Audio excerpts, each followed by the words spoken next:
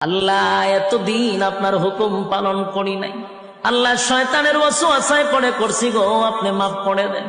চোখের পানিগুলো ছেড়ে দিয়া যদি আল্লাহর দরবারে আপনি দরখাস্ত করেন, আমার আল্লাহ বলেন, বান্দারে যৌবনকালে যদি একবার ডাক দেস, আমি ৭০ বার বান্দা তোর ডাকে জবাব দিই।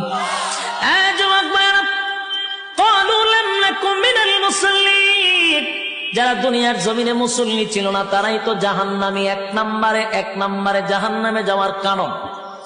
আল্লাহর নবী বলেন, উম্মতেরানি হাশরের মাঠে যদি হিসাব হয়, আউয়ালু মা ইউহাসাবু বিহিল আবদু ইয়াউমাল কিয়ামাতিস সালাহ, কিয়ামতের ময়দানে সর্বপ্রথম হিসাবটা হবে নামাজে। বলুন কিসের? ১ নম্বর হিসাব হবে নামাজ। অথচ আমাদের সমাজের মানুষ নামাজটাকে বড় অবহেলা করে।